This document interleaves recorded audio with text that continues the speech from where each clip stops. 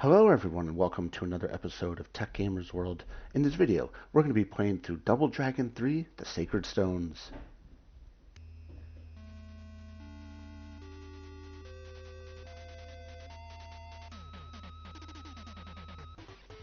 So this was first released on the Nintendo Entertainment System in 1991.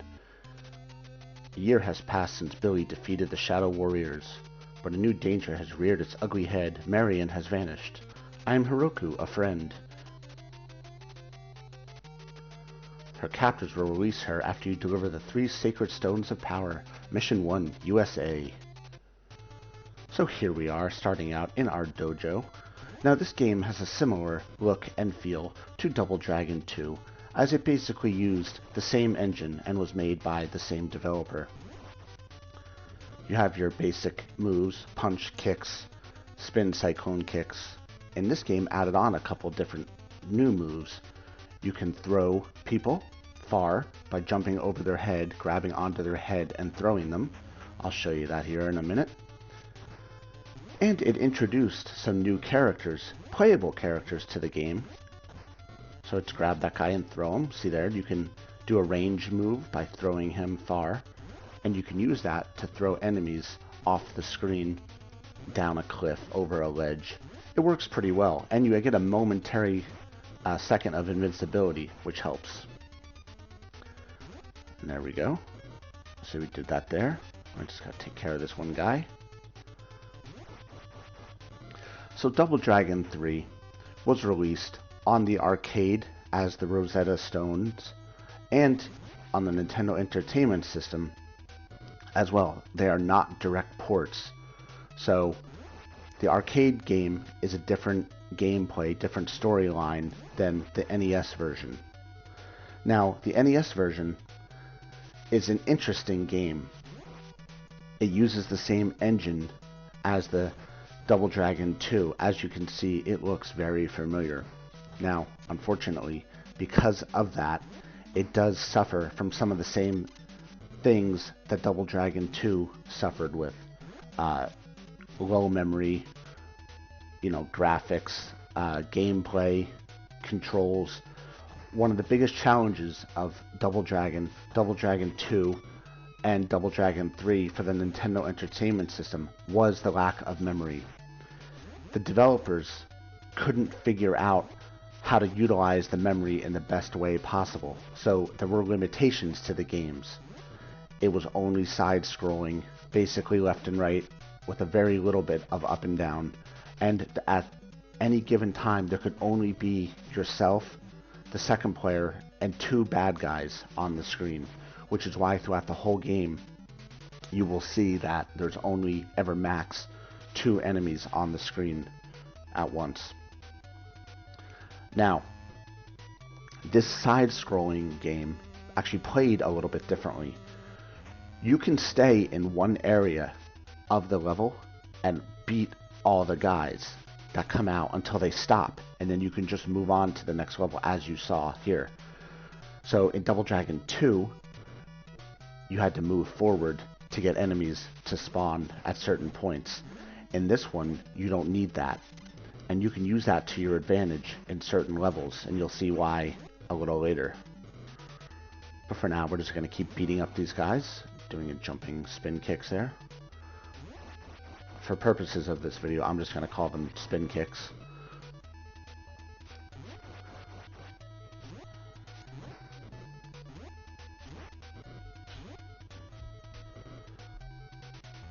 And once you take out the group of enemies, you move on to the next area. It's the same thing. Now, this does get a little monotonous because it's literally the same routine over and over again. But they did, like I said, change up this game a bit with the introduction of additional playable characters, which we'll meet in future stages here.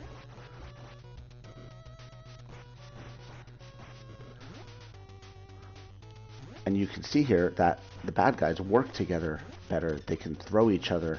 There's more weapons in this game. And you actually get to use your own set of standard weapons. So what you saw me doing there, when you see me jump up and down like that, is you'll see that I'm getting the guys to come into my hitbox. So here is the boss of level 1. And if you beat him up with your nunchucks, it makes this fight pretty easy. Every playable character gets their special weapon. Basically, in this case, Billy has his nunchucks. And here is Hiroku, our friend.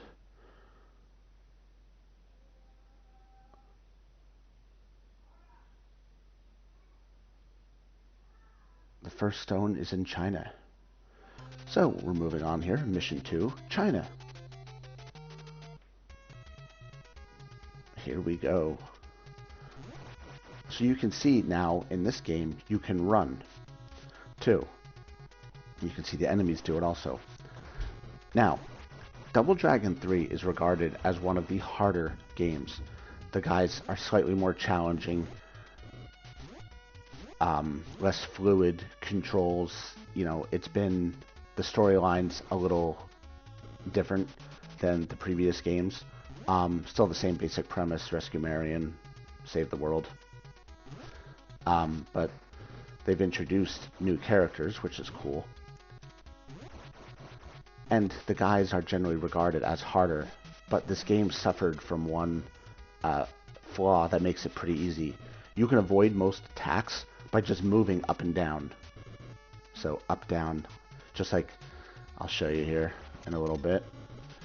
And you can utilize the weapons and keep the weapons for the entire round of enemies, as long as you don't kill the opponent who dropped the weapon. The weapon will stay spawned. Once you kill him, for some reason the weapon disappears. And you can see with the weapons, it makes killing these guys pretty easy. So utilize weapons to your advantage, similar to Double Dragon 2. And moving on here to the next area. Consequently, getting hit with weapons does a lot of damage. But utilize that jumping technique you see me doing a lot. When you jump, it'll instinctively draw the guys forward, and you can draw them into your hitbox and their hitbox. Your hitbox is the area surrounds you that when you're touched or someone comes inside of it, you can take damage or hit them. Every opponent has its own hitbox, so that's why the spinning jump kick works. You can see the rendering there suffers a little bit because of the lack of memory, the flashing. That's all just memory. So eventually here, we're going to come across the boss of China, Qin, who will become our first non-Double Dragon playable character. And he is very useful. You'll see why later.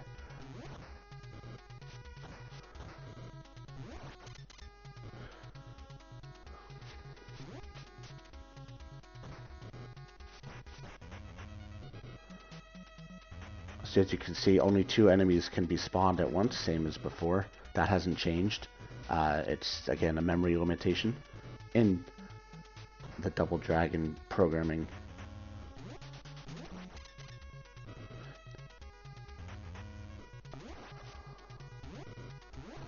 Memory optimization didn't change much between Double Dragon 2 and Double Dragon 3, unfortunately, because it's just those the limitations of the NES 8-bit architecture at the time.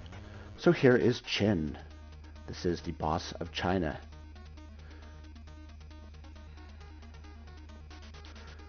We killed his brother in our battle with the Shadow Warriors, so he's angry.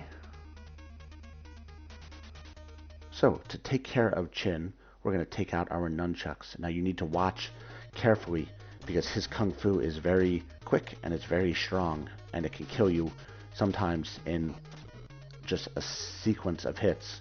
So you want to get in, hit him, get out. Just keep using your nunchucks. They'll take down the majority of his hit points.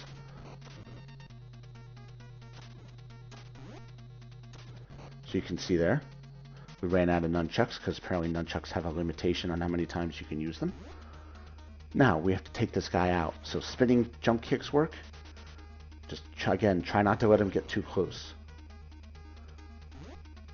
And he should fall soon here.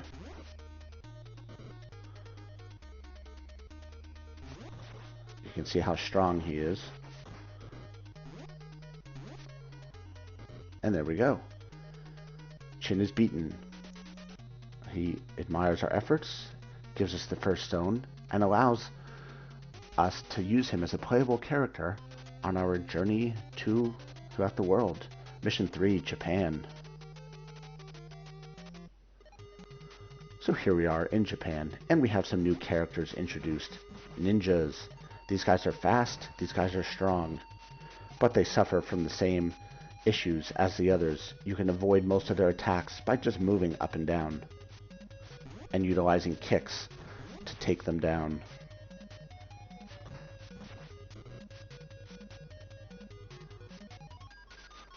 But you have to just watch when they get close range and start to double team you, because it gets difficult quick. So yellow guys throw stars, purple do not. They both have swords, which are ninja blades. I find this to be the best way to beat them.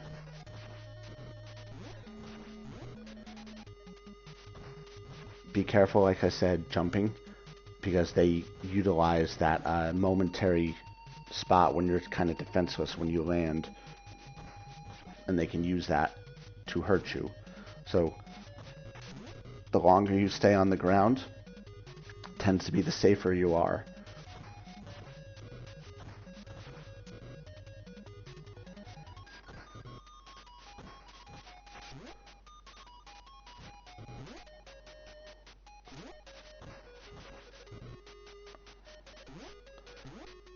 So you can see every time you kill a guy, they keep respawning. So they'll stop soon. And you'll know when they'll stop when you kill one and then another doesn't come out. So there's still another. So now we just gotta keep doing what you're doing. Just rinse and repeat. Keep beating them up. If you can hit them both at the same time, that's good.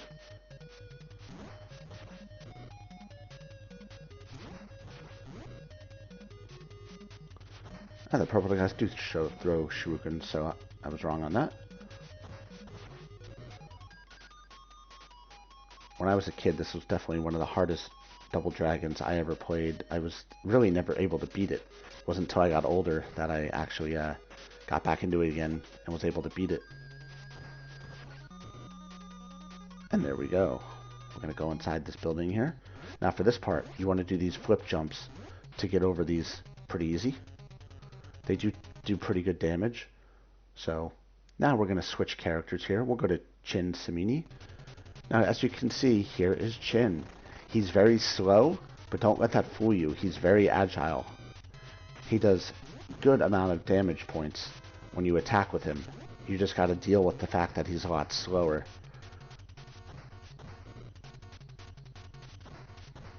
But he's very quick, and he's very agile in close range.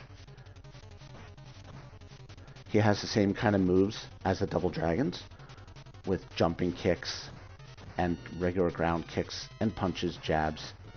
You can't flip over guys or throw them, but he does this like belly flop thing, which you'll see me use here in a little bit, which is very helpful.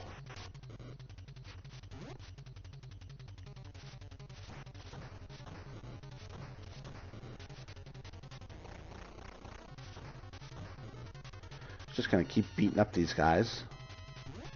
Here you get a mix of ninjas and regular bad guys. You want to do your best to take out the ninjas as quick as you can, utilizing the same methods that you did with Billy or Jimmy, depending on who you're playing as.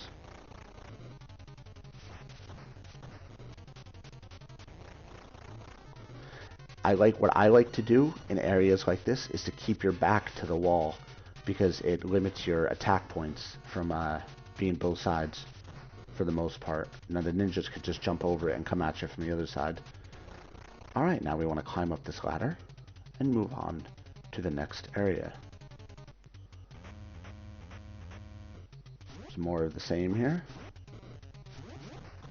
There's that nice jump kick, double jump kick, similar in power and strength to the spin kick from the Double Dragons.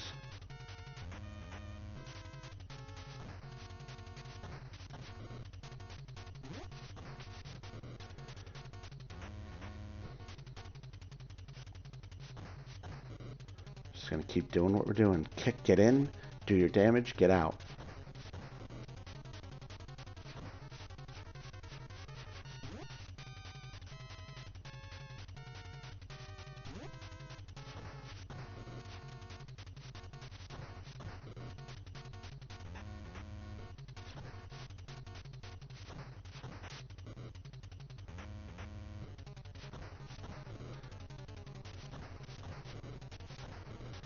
You'll see I'm utilizing that moving up and down technique as it allows you to get into their hitbox and do damage to them. I suggest using that throughout the whole game, because if you don't, beating this game is very difficult.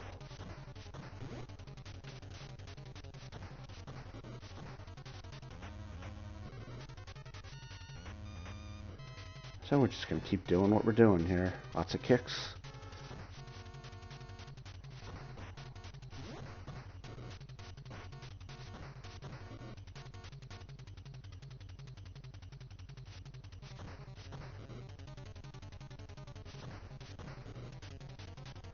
Alright, here comes the boss, Ranzu. So what I want you to do is use the Iron Claw here. This is Ranzu.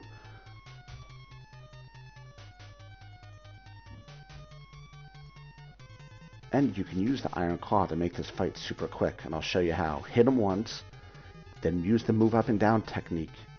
Keep moving up and down until you get into his hitbox. Then just wail on him with the Iron Claw, and he is defeated.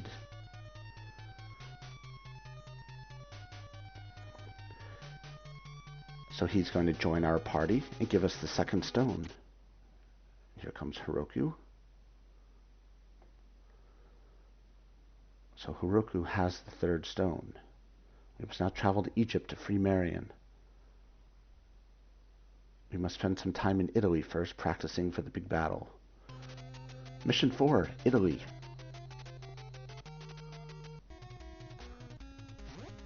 So here we are in Italy. Now we're going to utilize the run technique here to bring them closer to this ledge. And if you do it right, you can use the ledge to your advantage. Drop down here. And because this space is so small,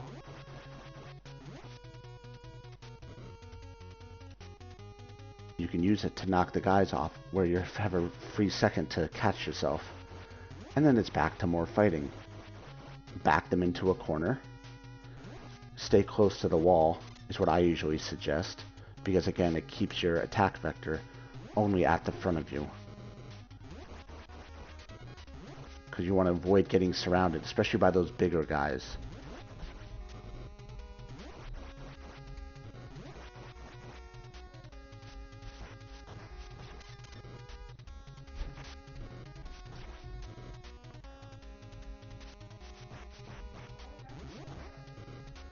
So go ahead here, spin kick those guys away.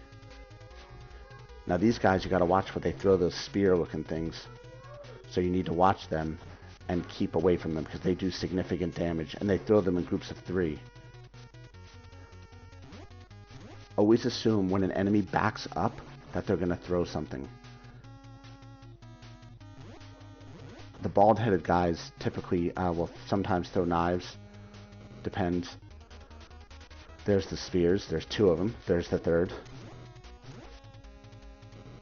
Utilize the knife to your advantage here. Bring them into your hitbox like I'm doing. And you can use that as a momentary breather.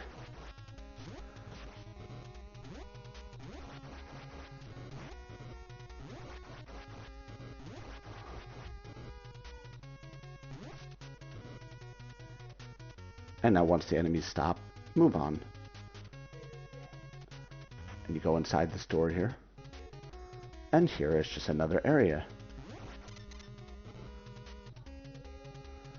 Now use the broken bottle to wail on the enemies.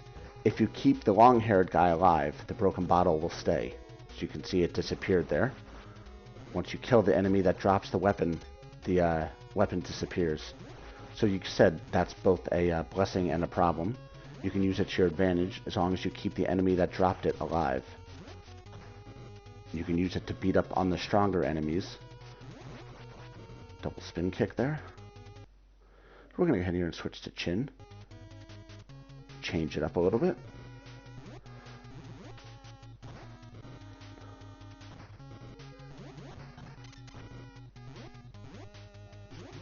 There's that belly flop technique. I don't even know what you call it. It works pretty well there. So the trick to using Chin is to keep the guys trapped in a corner and then face them. And you can utilize his quick ninja techniques and attack to beat up the guys pretty quick. While this game is difficult, don't stress so much if you lose power health, because you can always switch characters. You just got to balance everything, and all character health resets at the beginning of every new mission. So you just have to keep that in mind. So try and utilize guys that are best fit for the area that you're fighting in. That's what I like to do. Change it up.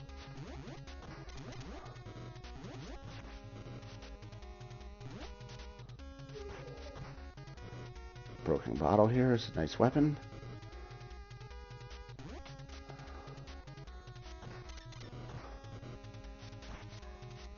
Got a knife there. Let's take out these guys here. When you get trapped in a corner like that and surrounded, you got to get out of it, because you can see you get beat up pretty quick here. It's one of the challenges. Utilize that belly flop technique or Billy or Jimmy's spin kick to get them away from you. You gotta dodge this guy with his spears here. So this is the last guy for this area.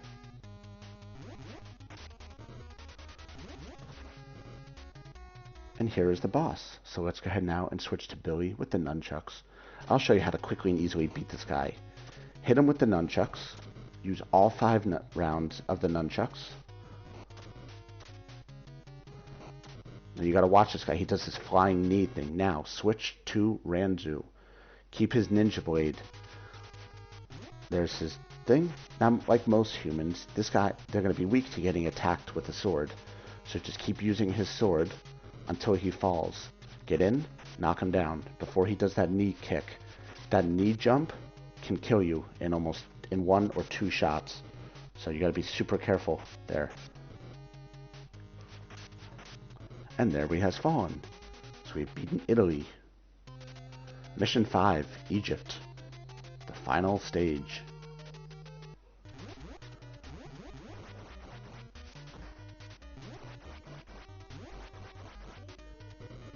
Take care of those guys. Now you gotta jump over these spots. Be very careful. It's very easy to fall. And it's unforgiving. You'll be killed instantly. You can see how much the Nintendo really struggles with the memory utilization in this level.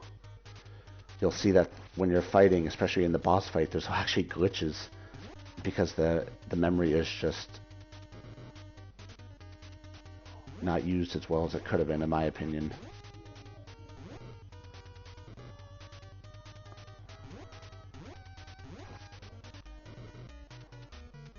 So we're just going to keep doing the same thing, beating these guys up, using the up and down technique to avoid the majority of their attacks.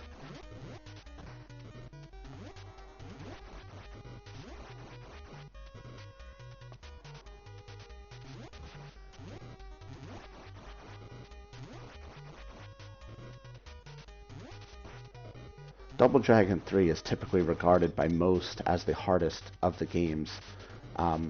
I'm not sure I actually agree with that. While it's hard, once you figure out the techniques, especially utilizing the up and down tricks, it's really not that difficult.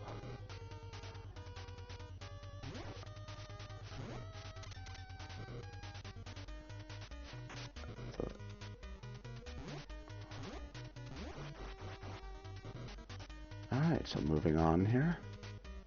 Run all the way to the right, and we're going to go inside the pyramid.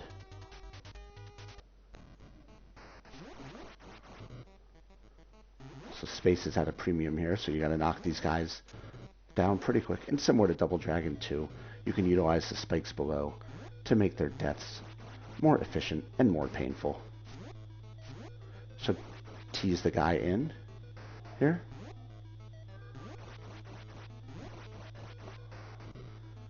And if you back up some more, you can get him to fall into that pit or die, one of the two. So this will automatically side scroll here. And there are flying platforms in this pyramid. And now up we move.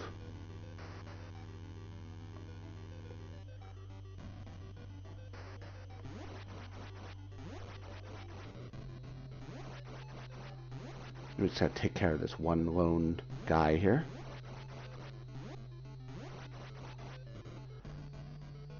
And now in the next area, we're going to switch to Qin. Here, this is more close combat fighting.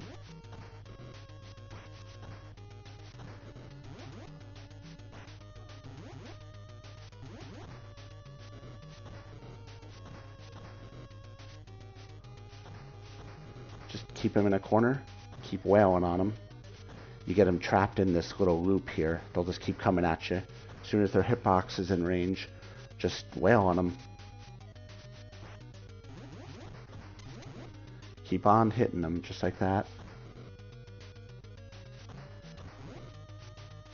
Use their weapons against them. Just gotta be careful you don't get stuck in a pattern where they start beating on you. If you do, get yourself out.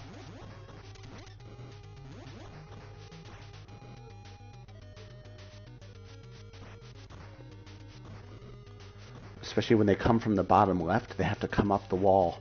So you can utilize that up-down trick to help keep yourself alive, basically. Use that flying belly flop there. Doesn't do a lot of damage, but it does get them away from you momentarily.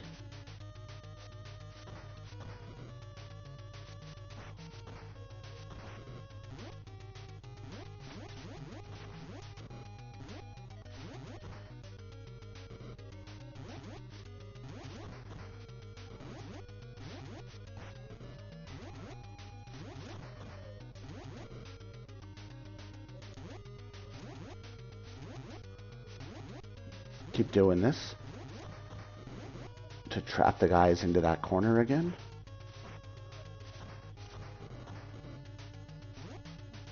As you can see, there's a lot of guys that keep coming here, so you gotta watch your health closely.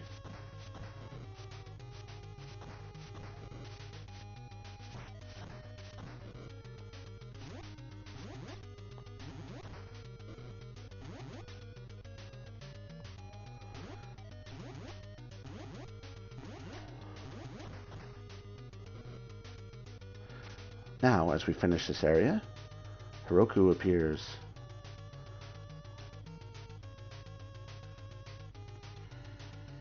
She's going to put the sacred stones on the pedestals to get the door to open.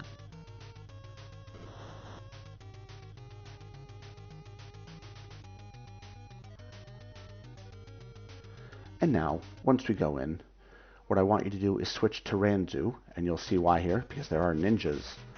And he is actually very good at fighting the ninjas.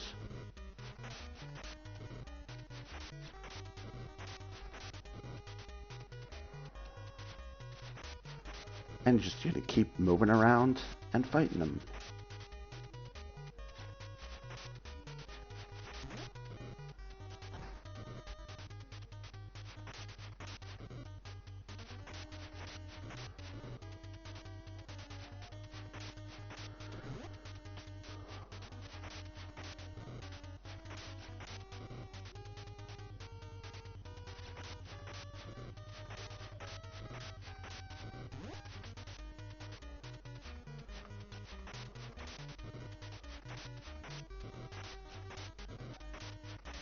As you can see here, using the ninja blade on the ninjas works incredibly well, because I guess they don't know how to dodge their own weapons.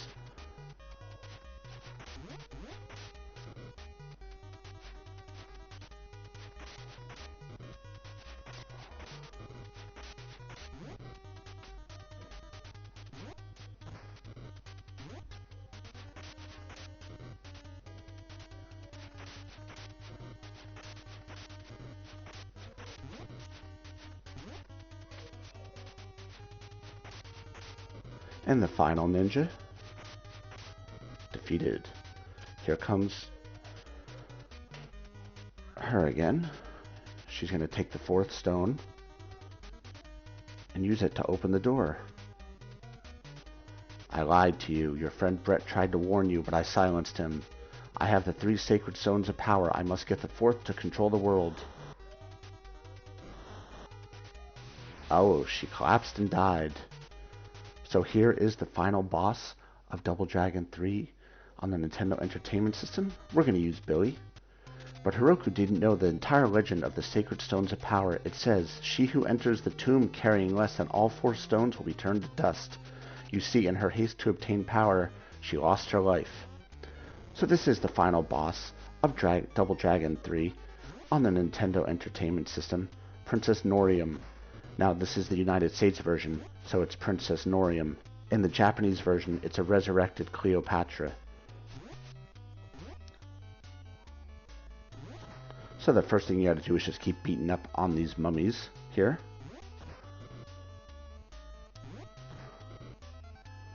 The drop kicks are the best way to take care of them, because you don't want to get close because they grab you and they beat on you and it hurts. So you want to keep your distance.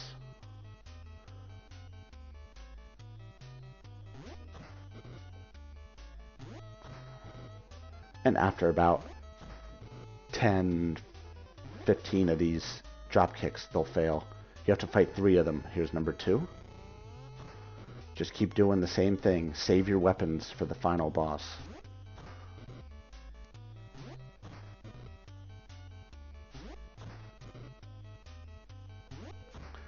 Princess Norium is hard. So just keep doing this. Just keep wailing on them. I find this to be the easiest way to do it. If you have an opinion on how you fight these mummies, definitely drop it in the comments below. I would love to see how everybody else does this. This is just the way I've come up with over the years.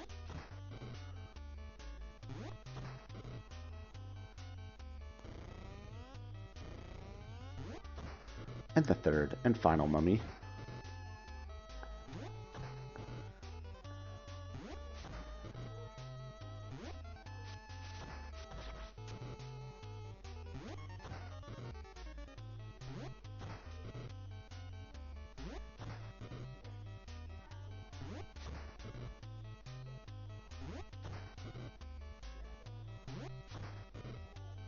Just keep doing the same drop kicks.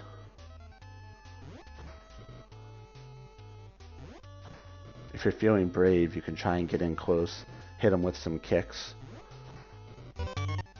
And here is the final boss, Princess Norium. So we're going to switch to Billy's nunchucks here. Utilize the nunchucks first. They do a significant amount of damage. And if you get her into a pattern, you can use all 5 shots in succession. There you go. Now it's time for the hard part. Fight with regular weapons. Just have to dodge her flying attacks here. Fireballs. Drop kicks work well. You gotta watch when she turns into a snake, because that happens. Now, what I usually do to avoid the snake coming up out of the ground is time your jumps. Use the flips or use your spin kick. I find the spin kick is best because it allows you to land in the same spot again and then just keep targeting her. And we're just going to keep doing this until she falls.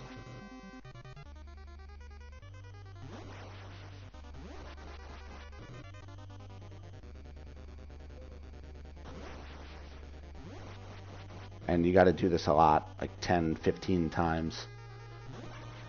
And eventually the princess will fall.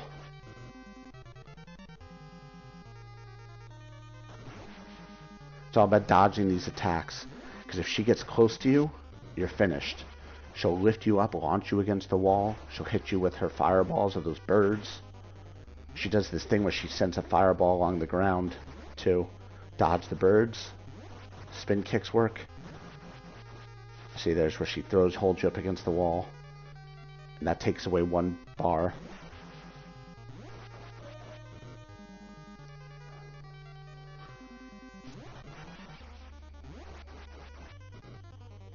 She should fall soon. Just keep doing this. Dodge the snake. Hit her with the spin kick.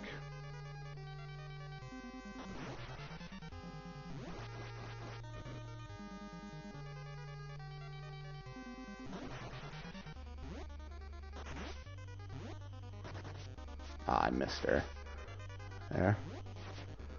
See, there she does that wall thing because I got too close. Alright, we got to finish this. Very suspenseful. Dodge the snake, hit her. There we go. We have beat Double Dragon 3 for the Nintendo Entertainment System. The Double Dragons defeated Princess Noram, who was really Marion under an evil spell. She awoke unharmed. Billy Lee. With his brother, he continues to spread his martial arts teachings to students around the world. Chin Samai returned to China to master Ken Pao. He remains friends with the Double Dragons. Returned to Japan to become a ninja. One day he will be a called emperor, Yagu Ranzu. Jimmy Lee. He and his brother will continue to pass on their knowledge to students everywhere. Hiroku. She was not the first and won't be the last to let greed for power ruin their life. So I hope everyone enjoyed this video. As always, if you have any questions or comments, please drop them down below. Click that like button and subscribe to Tech Gamers World. I'm always going to have new and exciting content from the world of video games dropping all the time. Thanks a lot, everybody. I will see you around. Keep on gaming.